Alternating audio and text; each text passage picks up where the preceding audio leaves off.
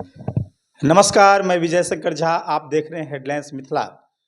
बेनीपुर क्षेत्र की मझौरा गांव में है। मझौरा गांव में एक ऐसे वार्ड परिषद के पास है, इनसे पहले ये हार चुके थे, लेकिन ये लगातार बेनीपुर क्षेत्र के अंदर भ्रष्टाचार को लेकर के जागरूकता फैलाते हैं। चाहे आप किसी भी चीज़ को बात कर लीजिए, बेनीपुर क्षेत्र में एक से बढ़ कर के एक विद्वान हैं, एक से बढ़ कर के एक महान लोग हैं।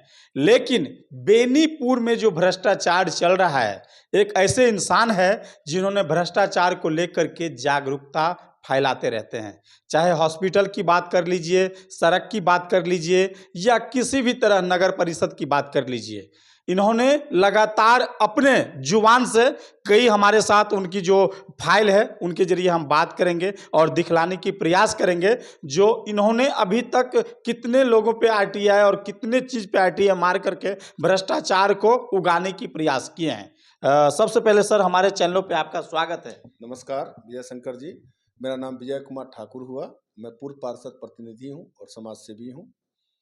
समाज सेवी हैं। सर, आपके बारे में हमने बहुत नाम सुने थे और लगातार आपका नाम चर्चा हमेशा मार्केट में बना रहता है। जो विजय ठाकुर जी आज ऐसे किए, विजय ठाकुर जी वैसे किए, लेकिन आपके साथ क्या सब ऐसी क्या घटना किए हैं जिनको लेकर के बेनीपुर में चर्चा की विषय बना रहता है। कुछ दिन पहले हम एक दिन अखबार की सुर्खियों में देखे थे, जो बेनीपुर अनुमंडल को लेकर के आप लोगों के द्वारा जनरेटर की उगाही इसमें माना गया, जो कितना जनरेटर चलता है और कितना बिजली विभाग बिजली देते हैं और कितना ये लोग खपत करते हैं। एनजीओ में करोड़ों की लूट मचा हुआ था, जिनको आपने उजागर करने की प्रयास तो किए, लेकिन अखबार के पन्नों के जरिए वो बात बंद हो गया। छप तो गया था, लेकिन 2-4 दिन मार्केट में बना, उनके बाद ये बात अचानक बंद हो गया। लेकिन उनके बाद हमें जैसे ये खबर पता चला तो हमने आपसे मिलने के प्रयास करके और यहाँ की जो विकसित नहीं हो पा रहा है उन पे हम आपसे बात करने के लिए यहाँ तक पहुँचे हैं। बहुत बहुत धन्यवाद आपका। मैं आपको एक चीज बताने की कोशिश करूंगा कि सच को दबाया जा सकता है लेकिन छुपाया नहीं जा सकता। भले ही 2 दिन 4 दिन 10 दिन महीना साल 2 साल आप दबा सकते हो, लेकिन छुपा नहीं सकते हो। मुझे भी इस मैटर में कोई जानकारी नहीं थी, क्योंकि मैं खुद भी पीएससी के अंदर कार्यरत था। बट मुझे जब पता चला कि बहुत ज़्यादा भ्रष्टाचार इस प्राथमिक स्वास्थ्य केंद्र बहेरा और अनुमंडलीय अस्पताल बहेरा में हो रहा है, तो मैंने सर्वप्रथम आरटीआई के माध्यम से ये पूछने की कोशिश की कि आपके अनुमंडलीय अस्पताल बेनीपुर, मैंने सिविल सर्जन को पूछा था, चूँकि अलग अलग आरटीआई मारना संभव नहीं था, तो मैंने असैनिक शल्य चिकित्सक दरभंगा को पूछा था कि आपके यहाँ पे अनुमंडलीय अस्पताल बेनीपुर, प्राथमिक स्वास्थ्य केंद्र बेनीपुर बहेरा, प्राथमिक उप स्वास्थ्य केंद्र रमौली, प्राथमिक उप स्वास्थ्य केंद्र Mahinam, ANM nursing college Benipur, Ramauli, इस सब में जो जनरेटर चल रहा है वो जनरेटर कितने घंटे चली, उसकी लॉगबुक क्या है और आपने उनको कितना भुगतान किया है, इसकी जानकारी मुझे दी जाए। मैं आपको एक दिखाने की कोशिश करूंगा कि उनके द्वारा मुझे जवाब दिया गया। बहुत सारा फाइल है, मैं पूरा फाइल खोलना चाहता हूं कि मुझे ये मैंने आरटीआई मांगा हुआ था। उनके जवाब बताया गया कि आप देख सकते हैं, कार्यालय उपाधीक्षक अनुमंडल कार्यालय के द्वारा मुझे जवाब दिया गया कि उक्त विषय संबंध में आपके द्वारा मांगी गई सूचना उक्त अधिनियम अंतर्गत दे नहीं है। चूँकि इसमें बहुत सारे आदमी फंसने वाले थे, इसीलिए उन्होंने टाल मटोल करके मैंने प्रथम अपील में गया, दूसरी अपील में भी गया, लेकिन कोई निर्णय, चूँकि दूध के धुले तो कोई है नहीं, बिल्कुल। सबको इस मैटर को दबा दिया गया। फिर मैंने हॉस्पिटल में जो एनजीओ जनरेटर चलाता है उसका लॉगबुक होता है, उस लॉगबुक को वो भी मैं दिखाने का कोशिश करूंगा आपको। ये आपको आपके माध्यम से मैं दिखा रहा हूँ। ये लॉगबुक होता है जिसमें लिखा होता है कि प्रमाणित किया जाता है कि इतना पन्ना है, और उस लॉगबुक में जितने घंटे जनरेटर चलते हैं उस पे एनएसीएल डॉक्टर साहब जो मौजूद डॉक्टर रहते हैं वो करते हैं एनएसीएल, इसका देख सकते हैं, हस्ताक्षर करते हैं उसका, और उस एनएसीएल का बड़ा बाबू और प्रभारी मिलकर उनका भुगतान करते हैं। तो जब मैंने लॉगबुक देखा तो मैंने देखा कि 15 घंटे 17 घंटे 12 घंटे 14 घंटे ये जनरेटर का बिल पेमेंट हो रहा है। तो मैंने बिजली विभाग से मांगा कि भाई आपने, ये आप देख सकते हैं, मैंने बिजली विभाग से आरटीआई के माध्यम से मांगा कि आपने बेहरा प्राथमिक स्वास्थ्य केंद्र बेहरा और अनुमंडलीय अस्पताल बेहरा, रमौली, महिनाम, आपने कितने घंटे इस अस्पताल में लाइन की सुविधा दी है, लो वोल्टेज की समस्या क्या रही, कितने दिन ट्रांसफार्मर खराब रही, कितने दिन तार टूटी रही, इसकी पूरी ब्यौरा मुझे दिया गया। उनके द्वारा मुझे ये ब्यौरा दिया गया, जिसको आप देख सकते हैं, विजय कुमार ठाकुर के नाम से है ये पूरा ब्यौरा, आप इसको देख सकते हैं, जिसमें उन्होंने मुझे बताया ये बेहरा के बारे में। जब मैंने पूछा हुआ था 2021 के बारे में, तो जिस दिन वो बता रहे हैं कि मैंने 13 घंटा 40 मिनट जनरेटर चलाया, उस दिन बिजली विभाग मुझे बता रहे हैं कि 23 घंटा 40 मिनट मैंने लाइन दिया है। देखिए, हम अभी जो कह रहे थे, ये मैं दिखा रहा हूं। खास करके स्वास्थ्य विभाग को लेकर के जनरेटर किस तरह से उपयोग किया गया है बतलाइए। इसमें सारा चीज दिया हुआ है, ये दोनों जो है एक दूसरे का डिटेल्स है, जिनमें ये दर्शा रहा है जो बिजली विभाग कितने देर बिजली देते हैं, और ये जो जनरेटर जो एनजीओ चलाता है वो कितने देर चलाया है। आश्चर्य की बात तो ये है, जिस दिन बिजली विभाग 24 घंटे बिजली की दावा कर रहा है, वो भी बता रहा हूं, उस दिन वही बता रहा हूं। उस दिन कितना देर? नहीं, उस दिन भी बता रहा हूँ, ये 6 तारीख को ये देखिए, ये 6 तारीख को बिजली विभाग बता रहा है कि मैंने 24 घंटा बिजली दिया है, और 6 तारीख को ये बता रहे हैं कि 14 घंटा 5 मिनट मैंने जनरेटर चलाया है। अब या तो बिजली विभाग गलत है या जनरेटर का एनजीओ गलत है। मैंने इसके लिए आवेदन, मैंने इस विषय पे, ये 1 साल की नहीं है, 12 साल की मैं डिटेल कर रहा हूँ, और इसमें 7 अनुमंडलीय अस्पताल, Behra PSC, nursing home, Mahinam, Ramauli, Trimuhani, Shivram, सारा इंक्लूड है। और ये सारे का घोटाला अगर जोड़ा जाए तो कम से कम 45 करोड़ रुपया से ऊपर का आएगा। ये 45 करोड़ करोड़ मेरा अनुभव है, अगर जांच में जाया जाए तो इससे कई गुना ज्यादा आएगा। मैं अपना अनुभव बता रहा हूँ, इतना का घोटाला है। अरे बाप रे इस बाप। घोटाले को बचाने के लिए मैंने अनुमंडल पदाधिकारी बेनीपुर को, ये मैं आपको दिखाता हूँ, ये मैंने अनुमंडल पदाधिकारी बेनीपुर को दिनांक 22/10/2024 को एप्लीकेशन दिया था, आवेदन दिया था। अनुमंडल पदाधिकारी बेनीपुर द्वारा, मेरे मोबाइल में है, मैं आपको दिखाता हूँ, मेरे पास वो लेटर नहीं है। उन्होंने इसकी जांच किसको दिया, तो इसकी जांच दिया दूध की रखवाली करने के लिए बिल्ली को जांच दे दिया। आप नहीं समझ पाइएगा मेरी बात को, मैं आपको पूर्णतः बताऊं, थोड़ा डिटेल्स में मुझे बतलाइए कि मैंने लगाया था आवेदन में कि प्राथमिक स्वास्थ्य केंद्र बेनीपुर बेहरा में प्रभारी चिकित्सा पदाधिकारी द्वारा एनजीओ से मिली भगत करके जनरेटर मद में व्यापक रूप से भ्रष्टाचार करने के संबंध में प्रभारी महोदय के द्वारा इन्होंने जांच का आदेश दिया था, कि आप देख सकते हैं प्रभारी चिकित्सा पदाधिकारी को, कि आप इसको जांच करके और आवेदन इनको दीजिए। अब दूध की रखवाली बिल्ली से करवाएंगे तो ये संभव है? बिल्कुल नहीं हो सकता है? बिल्कुल नहीं नहीं हो सकता है।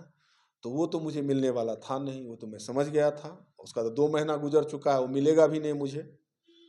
फिर मैंने सिविल सर्जन महोदय, असैनिक शैल चिकित्सक को भी ये आवेदन दिया था। मैंने जिला अधिकारी को भी ये दिया था आवेदन, जिसका पत्रांक दिनांक 3965 इतना है। उन्होंने टीम भी गठित कर लिया था, लेकिन यहाँ की जो संस्थान है उनकी मिलीभगत के द्वारा खिला के पिला के उस टीम को अस्थिर दबा दिया गया। तो आप सच को दबा सकते हैं, छुपा नहीं सकते हैं। आज ना कल तो उजागर होगी ही। और मैं पुनः विश्वास दिलाता हूं कि मैं 10 दिन के बाद स्वास्थ्य सचिव प्रत्यय अमृत जी से मिलूंगा, उनको आवेदन दूंगा। भारत के स्वास्थ्य मंत्री जेपी नड्डा से मिलूंगा। अगर यहां भी इंसाफ नहीं मिला तो मैं माननीय न्यायालय हाईकोर्ट में जाके जनहित याचिका दायर करूंगा। मैं छोड़ूंगा किसी को नहीं, क्योंकि इसमें बहुत सारे माफिया हैं, 4-5 प्रभारी हैं। मैं नाम नहीं खोलूंगा किसी बड़े का। बड़े मगरमच्छ इसमें फंस सकते हैं। फंसे हुए हैं, जिसको बचाने के लिए सिविल सर्जन महोदय हाथ पांव मार रहे हैं, लेकिन वो खुद फंस जाएंगे, बचा नहीं सकते हैं। अब दबा सकते हैं, बचा नहीं सकते। और मेरे पास पूरा साक्ष्य है, और मैं इसको लेके जाऊंगा ही। अगर इस महीने के अंत तक हुआ तो ठीक है, नहीं हुआ तो मैं हाईकोर्ट में, माननीय न्यायालय, उच्च न्यायालय में पटना में जनहित याचिका दायर करूंगा और मैं लड़ूंगा इसके खिलाफ। फाइनली आप लड़ेंगे? जी, निश्चित लड़ूंगा। देखिए, इतना ज़्यादा भ्रष्टाचार, सोच रहे हो? देख रहे हैं? इतनी ज़्यादा भ्रष्टाचार कौन कर सकता है? बेनीपुर के अंदर करोड़ों की करोड़ घोटाला। अरे स्वास्थ्य विभाग जहाँ पे लोग इलाज करवाने के लिए आते हैं, वहाँ पे एनजीओ और एनजीओ के साथ मिले हुए भ्रष्टाचारी करोड़ों रुपया लूटे हैं, करोड़ों रुपया। ये पहला एक ऐसा इंसान है बेनीपुर के अंदर जिन्होंने लोगों को जगाने की प्रयास किए हैं। जो बेनीपुर अनुमंडल में जनरेटर सेवा भी जारी है, और जनरेटर सेवा ऐसे जारी है 24 घंटा में उन्होंने 12 घंटा, 15 घंटा, 18 घंटा इस तरह की उन्होंने अपना लाइट बिल आगे भेजे हैं। ऐसी कई चीजों को इन्होंने खोले हैं। उनका भुगतान हुआ, उनका भुगतान उतना ही नहीं है। भ्रष्टाचार यहीं पे समाप्त नहीं है। आप नजर उठा के देखिए, आखिर क्या खासियत है। मैं एक चीज आपको बताना चाहता हूँ, आखिर खासियत क्या है कि मझौरा प्राथमिक उप स्वास्थ्य केंद्र वार्ड नंबर 17 2007 में बन के तैयार हुआ। आज तक उसमें कोई काम नहीं हुआ, क्योंकि अर्बन और रूरल का कुछ प्रॉब्लम था, जिसके चलते नहीं बैठ पाए चिकित्सक। एक साल पहले बहुत सारा मेरे वार्ड पार्षद द्वारा किया गया, तो बैठना शुरू किए। तो उसमें हुआ कि इसका जो है सो मॉडिफाई किया जाए, मतलब इसका रिपेयरिंग किया जाए। मुझे लगता है कि जो भवन बन के तैयार हुआ उस भवन का मॉडिफाई करना कोई ज़रूरी नहीं था। आज भी वहाँ पे एक नर्सिंग होम में एक बैठते हैं। फिर भी अगर हुआ तो उसका टेंडर निकाला जाना चाहिए था कि कौन करेगा काम। 3.5 लाख का टेंडर कौन किया, किसके द्वारा किया गया? 3.5 लाख का काम किस एनजीओ के द्वारा किया गया? ये भी जांच का विषय है। कोई दूसरा एनजीओ नहीं था। आप कहीं भी चले जाइए, शिवराम हॉस्पिटल हो, महनाम हॉस्पिटल हो, रामौली हॉस्पिटल हो, खाना हो, साफ सफाई हो, बर्तन बासन हो, कुछ भी हो, कौन एनजीओ काम करता है? किस पे ट्रस्ट है? एक ही एनजीओ आपको मिलेगा। एनजीओ की नाम बता सकते हैं क्या? देखिए, मैं कंफर्म नहीं हूँ इस एनजीओ का नाम क्या है। माँ काली ड्रग्स नाम से सुना हूँ, या संजीव इंटरप्राइजेज बेनीपुर हॉस्पिटल में भी किया हुआ था। तो मैं इतना कंफर्म नहीं हूँ कि एनजीओ है, मैंने नाम भी नहीं दिया इसमें एनजीओ का, मैं नाम सुना हूँ खाली इतना। अब कौन है मुझे पता नहीं, मैं किसी का नाम सोशल मीडिया पे ले नहीं सब, मैं जो सुना मैं बताया हूँ। वो तो जांच का विषय है, वो तो खुद अपने आरटीआई में लिख के देंगे कि क्या है। लेकिन मुझे जितना पता है, मैं उसका भी ब्यौरा मांगा था कि वार्ड सतना में किस एनजीओ के द्वारा काम करवाया गया, तो मुझे सिर्फ इतना बताया जाता, यह सूचना उक्त अधिनियम अंतर्गत दे नहीं है। अरे भाई, लोक सूचना अधिकार बना ही गया है कि आप क्या काम कर रहे हो जनता को बताना है आपको। तो आप बता रहे हैं कि उक्त सूचना इस अधिनियम अंतर्गत दे नहीं है, तो किस अधिनियम अंतर्गत दे है मुझे बताओ आप। बिल्कुल। तो आप बच नहीं रहे हो, आप फंस रहे हो। आप जितना, देखिए क्या होता है ना, एक गलती करके आप जितना बचने की कोशिश करोगे ना, उतना आप गलती करते जाओगे, और जितना गलती करोगे उतना आप फंसोगे। तो आप फंसते फंसते इतना तक चले गए हो। मैं तो पूरे का डिटेल निकालने के लिए सिविल सर्जन को आवेदन दिया हूँ, मेरे पास है कि आप बताइए प्राथमिक स्वास्थ्य केंद्र मझौरा में जो है सो वार्ड नंबर 17 में कितना का बिल बना, 3.5 लाख रुपया का क्या काम हुआ, एक दवा लिया, एक जो है सो चवार दाल देने से क्या 3.5 लाख रुपया का काम हो गया। प्राथमिक उप स्वास्थ्य केंद्र शिवराम में क्या काम हुआ, 1.5 करोड़ का हॉस्पिटल बना, क्या बना, कैसे बना।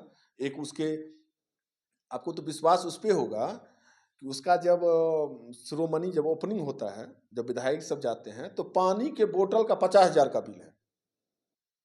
अरे बाप रे बाप, आप आरटीआई के माध्यम से मांगिए ना, आपको पता लगेगा कि मतलब भ्रष्टाचार कहाँ है। कि जब ओपनिंग होता है तो पानी का बिल है 50,000 रुपया, और मुझे तो लगता है कि 20 रुपया में गैलन, 15 रुपया में गैलन घर पे पहुंचाता है। 50,000 का गैलन लेंगे तो हमको लगता है कि पूरे बेनीपुर का आदमी जो है 2 महीना तक पानी पिएगा, फिर भी समाप्त नहीं होगा। उतने में तो एक समरसीबल आप करवा देते, उसका पानी पी लेते। बिल्कुल। आप पता करके देखिए भ्रष्टाचार कहाँ तक है। ये तो मैं एक विषय के बारे में बात कर रहा हूँ, और मैं आपको बोल रहा हूँ एनएचएम है, नेशनल हेल्थ मिशन, ये तो मैं बता रहा हूँ कि ये स्थापना की है। ये एक मीटर है। आप निकालिए दवा कितना खरीदी जाती है। अभी आपको नहीं पता होगा कि RBSK एक टीम चल रही है जो हर एक विद्यालय में जाके चिकित्सा पदाधिकारी मतलब विद्यालय में जितने भी विद्यार्थी रहते हैं उसकी जांच करते हैं, उसको दवा देते हैं। आपको नहीं पता होगा शायद, मैं आपको जानकारी के लिए बता दूं। उसका नियम है कि हर एक टीम हर एक विद्यालय पे जाएगी डेली का। उसके लिए 2 गाड़ी रखी हुई है बेहरा हॉस्पिटल में। आपको एक बात बता देना चाहते हैं। देखिए, इन्होंने बहुत अच्छा बात कहे हैं। एक ऐसे गवर्नमेंट की नियम है जो 70 साल से ऊपर की जो उम्र की लोग होते हैं उनके लिए सरकारी हॉस्पिटल के द्वारा उनका वैन चलता है जिनमें दवा दिया जाता है। 70 साल नहीं, विद्यालय में जो विद्यार्थी पढ़ते हैं उसके लिए जाती है सरकारी वैन। उसको हॉस्पिटल में इलाज, तो विद्यालय में इलाज करती है डॉक्टर की टीम हर एक विद्यालय में। उसके लिए 2 गाड़ी चलती है। और आपको पता है उस गाड़ी पे जो डॉक्टर मौजूद रहते हैं उससे ड्यूटी लिया जाता है कहाँ पे? पीएससी बहेरा में। गाड़ी पे डॉक्टर नहीं चलती है, उस गाड़ी पे कौन चलती है? प्रभारी चिकित्सा पदाधिकारी। जबकि गाड़ी दिया हुआ है कि आप हर एक विद्यालय जाइए, विद्यार्थी का जांच कीजिए, उसको जो इलाज है जो जरूरी है उसका जो है सब दवा दीजिए, वहां पे सब कुछ कीजिए। लेकिन उसका इलाज नहीं होता है। वो डॉक्टर बैठता है बहेरा पीएससी पे, वो होम्योपैथिक का डॉक्टर अंग्रेजी दवा लिखता है। आपको पता है इतना ही, अगर किसी भी प्रभारी चिकित्सा पदाधिकारी का बेटे का सर फूट जाए तो प्रभारी चिकित्सा पदाधिकारी अपने बेटे का इलाज सरकारी हॉस्पिटल में नहीं करवाएगी। क्यों नहीं करवाएगी आपको पता है? क्यों? क्योंकि गरीब आदमी वहाँ पे जाते हैं। वहाँ पे इलाज कौन करता है आपको पता है? कभी आप न्यूज लेके जाइए, वहाँ पे जो स्वीपर रहते हैं, झाड़ू जो मारते हैं, वो स्टिच मारते हैं। वही स्टिच मारते हैं। वही स्टिच मारते हैं। वहाँ के गार्ड जो हैं वो सुइया देते हैं। गार्ड सुइया दे रहे हैं? आप जाके पता कीजिए, आप देखिए जाके, हम गलत बोल रहे हैं तो। गार्ड सुई देता है, गार्ड स्टिच करता है, गार्ड सब कुछ करता है। वहां का जो झाड़ू मारने वाला है वो स्टिच करता है। तो वो अपने बेटे का इलाज वहां पे नहीं करवाएंगे। वहां पे किसका इलाज होगा? गरीब आदमी का। जबकि नियम है सरकारी हॉस्पिटल में, अगर एक स्टिच आप मारते हैं, कोई टीका मारते हैं सुई से, तो वो सुई बदल देना चाहिए। क्योंकि आप किसी का तो ब्लड ग्रुप नहीं चेक करते हैं, उसको HIV है कि हेपेटाइटिस बी है, वो चेक करते हैं? नहीं करते हैं। आप एक ही स्टिच से सबको मार रहे हैं। अगर किसी को HIV हुआ, उसको फैल गया, तो क्या कीजिएगा? तो आपको तो सबसे मतलब है नहीं। आपको मतलब किस चीज से है? कि मुझे पैसा आना चाहिए। जब वो स्टिच का पैसा बचेगा तब तो आप पैसा कमाइएगा। जब वो सुइया का पैसा बचे, एक जैलोकन देगा तो 20 रुपया लेगा आपसे। आप जाइए हॉस्पिटल देखिए, ऐसी कुव्यवस्था है हॉस्पिटल में, ऐसी चरमराई हुई व्यवस्था है हॉस्पिटल में। बेनीपुर, इन वीडियो को देखिएगा तो दंग रह जाइएगा। देख रहे हैं इतनी ज्यादा भ्रष्टाचार आपके स्वास्थ्य के साथ हो रहा है।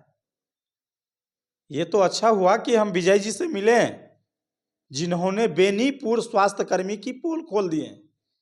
अब बताइए, खून तक की HIV भी हो सकता है।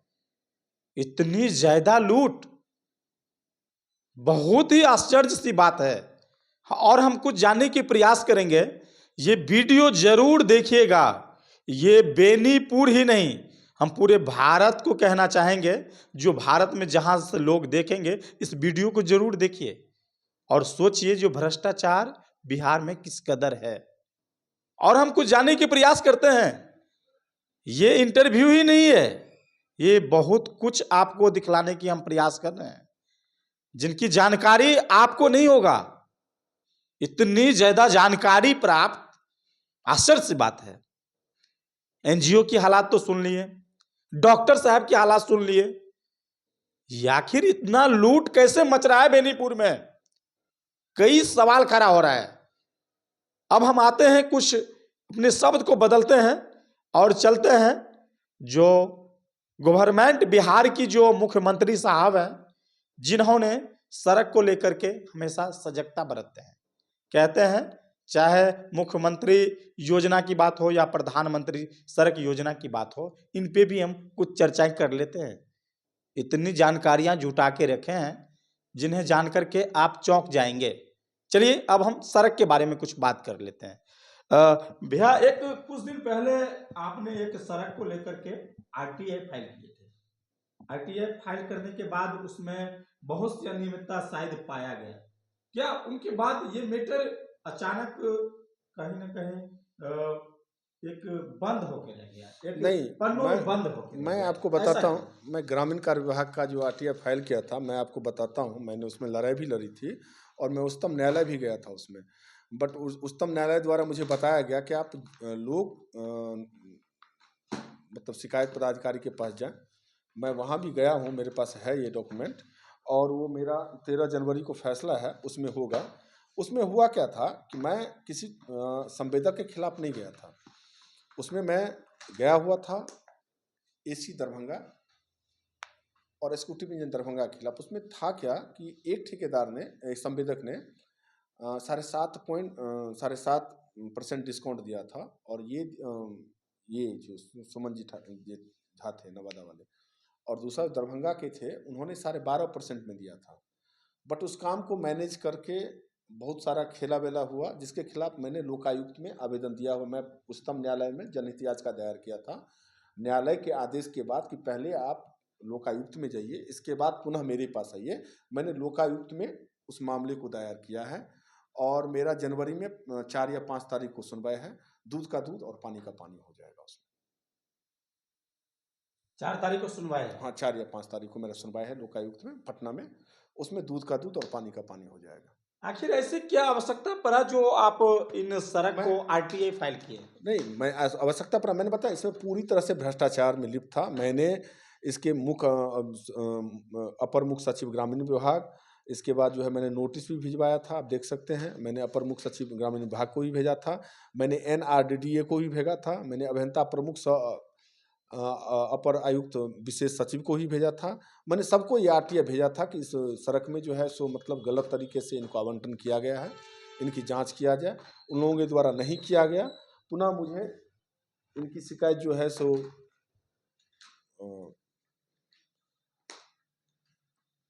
न्यायालय में करना पड़ा। जनहित याचिका दायर किया, न्यायालय के द्वारा मुझे निर्देश दिया गया कि पहले आप लोकायुक्त में जाइए, वहाँ का क्या निर्णय प्राप्त होता है, इसके बाद पुनः आप मेरे पास आइए और फिर मैं इसकी सुनवाई करूँगा। तो मेरा 1 तारीख गुजर चुका है, दूसरी तारीख 5 या 6 तारीख को मेरा लोकायुक्त में सुनवाई है। और मुझे विश्वास है कि दूध का दूध और पानी का पानी हो जाएगा और पुनः मैं उच्चतम न्यायालय पटना में, और जनहित याचिका मेरा दायर ही है, उसमें मैं लेके जाऊँगा इस मसले को। तो वो तो न्यायालय के अधीन है, मैं इस पर ज़्यादा टीका टिप्पणी नहीं करना चाहता, क्योंकि न्यायालय के अधीन होने के बाद ज़्यादा टीका टिप्पणी करना उचित बात नहीं है। तो उनका रिजल्ट आने दीजिए, आपके सामने में आ जाएगा, बहुत जल्द आएगा आपके सामने। चलिए, जाते जाते अब आखिरी क्वेश्चन, जाते जाते अब आखिरी क्वेश्चन भैया से पूछ ही लेते हैं। बेनीपुर विधानसभा को, हाँ। बेनीपुर विधानसभा में लोगों को क्या संदेश देना चाहते हैं? मैं यही बोलना चाहूँगा कि एक सशक्त सरकार बनाइए और करप्शन मुक्त। मैं एक मुद्दा पे और आपका ध्यान आकर्षित करना चाहता हूँ। आपने सही क्वेश्चन पूछा। आज बेनीपुर की जनता ने ही नगर परिषद में 29 वार्ड पार्षद, मुख्य पार्षद, उप पार्षद को नगर परिषद में भेजा है। यहाँ की स्थिति आप देख रहे हैं कैसी है। बिल्कुल चरमराया सब। मैं एक चीज आपको बताना चाहता हूँ कि 12.5 साल में जो साफ सफाई की व्यवस्था थी, वो 14 लाख कुछ समथिंग 15 लाख के अंदर में थी। 15 लाख में बेनीपुर नगर परिषद साफ सफाई होता था, जिसको पहले 22 किया गया, फिर 27 किया गया, फिर 34 लाख किया गया। मैं समझता हूं ये 34 लाख से पहले 15 लाख वाली अच्छी सरकार थी। ये मजदूरों को नहीं दिया गया, ये बंदरबान। अब तो मुझे पता लगा कि 20,000 25,000 सबको फिक्स डिपॉजिट कर दिया, महीने में फिक्स डिपॉजिट आपके अकाउंट में पहुंच जाएगा। पार्षद, मुख्य पार्षद सब। नहीं तो आप एक चीज बताइए ना, जिस एनजीओ के खिलाफ 20 से 25 पार्षद विपक्ष में रहते थे, वो सारा पार्षद एक ही दिन इतने स्ट्राइक के बावजूद भी असेंबली में जाके और प्रस्ताव पारित कर देते हैं। 11 महीने का टेंडर समाप्त हो गया। मैं ये बोलना चाह रहा हूँ आपसे, अगर करप्शन नहीं है तो आपने निविदा क्यों नहीं निकाला? अगर वो 34 करोड़ का टेंडर है, मैं बताता हूँ कि कोई अगर 25 लाख में लेना चाहे तो सरकार को तो उतना फायदा होगा, 9 लाख रुपया। आपने निविदा नहीं निकाल के 34 लाख रुपया में पुनर्निवेदन क्यों कर दिया? उसको रीटेंडर क्यों करवा दिया आपने? रीटेंडर इसलिए करवाया होगा जो उन लोगों को भी कुछ ना कुछ फायदा। वो तो फायदा है ही, वो तो फिक्स डिपॉजिट हो गया है। 1 तारीख में मिलेगा 20-25 हज़ार रुपया सबके अकाउंट में जाएगा। वो तो सबको पता है। अब कोई मुँह पे बोले ना बोले अलग मैटर है, लेकिन सबको पता है कि सबके अकाउंट में जाने वाला है, इसलिए रेट टेंडर हो गया। अगर आप सही मायने में चाहते हैं कि करप्शन रुके, आप चाहते हैं कि भ्रष्टाचार ना हो, तो आपको रीटेंडर करवाना चाहिए। आपको उस पे लगना चाहिए कि जो आदमी काम नहीं करेगा उसको हम ये नहीं देंगे। नगर परिषद हम सबकी है, गंदगी हम सबकी। आज कोरोना का टाइम आया हुआ था, मैं आपको बता रहा हूँ। आज कोई कोरोना हुआ तो ये ज़रूरी नहीं था कि आपको पकड़ेगा कि हमको पकड़े। जब बीमारी फैलती है तो ये ज़रूरी नहीं है कि पैसे वाले को पकड़ती है कि गरीब को पकड़ती है। बीमारी किसी को भी पकड़ सकती है। तो कचरा एक ऐसा विभाग है कि कहीं भी किसी को बीमारी हो सकती है। तो आपको रीटेंडर करवाना चाहिए था। हो सकता है कोई 15 लाख में ही पुनः इससे अच्छा साफ सुथरा कर सकता था, लेकिन आपको साफ सुथरे से मतलब नहीं है। आपको किससे मतलब है? कमीशन से मतलब। चाहे वो कार्यपालक, सबसे भ्रष्ट तो हमारे कार्यपालक पदाधिकारी हैं। कार्यपालक पदाधिकारी भ्रष्ट नहीं है। अगर वो चाह लेते तो अध्यक्ष का चलता। मैं एक चीज बता रहा हूँ, नगर परिषद में किसकी चलेगी? कार्यपालक पदाधिकारी। अगर वो चाह लेंगे तो किसी की चलेगी? किसी की? किसके बदौलत हुआ ये? कार्यपालक पदाधिकारी की। तो वो तो चाह ही रहे थे कि हाँ किसी तरह से हो जाए, मैं भी यहाँ से निकल जाऊं। आज क्या जरूरी थी कि दीपक कुमार जो पूर्व कार्यपालक पदाधिकारी थे उनको छुट्टी लेना पड़ा 6 महीने से? वो छुट्टी में क्या कारण था? यही तो लोचा है। नगर परिषद अब नगर परिषद नहीं है, नरक परिषद है। आप किसी भी वार्ड में, आप शायद मेरे वार्ड में भी आए होंगे, जिस रास्ते से आए होंगे उस रास्ते का क्या हाल है आपको पता है? बिल्कुल, देख करके तो समझ से ही बाहर। क्योंकि कमाने से फुर्सत नहीं है। तो अब नगर परिषद नहीं होके नरक परिषद हो गया है। इसीलिए जनता को मैं क्या बोलूँगा, जनता खुद ही बहुत कुछ जानती है, समय आने पे जवाब देगी। और जनता सब कुछ जानती है, सब कुछ देख रही है, समझ रही है, और सही समय आने पे सबको जवाब देती है जनता। जब इंदिरा गांधी जैसा शासक को जनता ने जवाब दे के हरा दिया था, तो हम लोग तो बहुत तुच्छ आदमी हैं। समय आने पे जनता सबको सही जवाब देगी। चलिए, बहुत बहुत धन्यवाद। हमने जब ग्राउंड रिपोर्टिंग शुरू किए थे, हमने कई प्रतिनिधि को उनके साथ इंटरव्यू किए, कई बाइट लिए, बहुत कुछ। लेकिन 2 साल के बाद, जब 2 साल हमने अपने वर्क को पूरा किए, उनके बाद एक ऐसे इंसान से मुलाकात हुआ जिन्होंने भ्रष्टाचार को पोल खोल के रख दिया है। इतना ज्यादा भ्रष्टाचार, शायद बिहार तो हमेशा भ्रष्टाचार के लिए ही जाना जाता है, लेकिन ये शख्स ने वो बातें सब खोल के रखे हैं जिन्होंने आज तक कोई नहीं खोला होगा। बेनीपुर में एक से बढ़ के एक प्रतिनिधि हैं, किसी के साहस नहीं हुआ आज तक अनुमंडल पे आंख उठा के देखता, लेकिन पहला एक ऐसा इंसान है जिन्होंने सब कुछ खोल दिए। मैं दिल से आभार व्यक्त करते हैं। शुक्रिया, बहुत बहुत धन्यवाद। ये हमारा इंटरव्यू जरूर देखिएगा, और भैया ने जिस तरह से एक एक शब्द को समझाए हैं, ये आप लोगों को प्रेरित करेगा। धन्यवाद, प्रणाम, नमस्कार।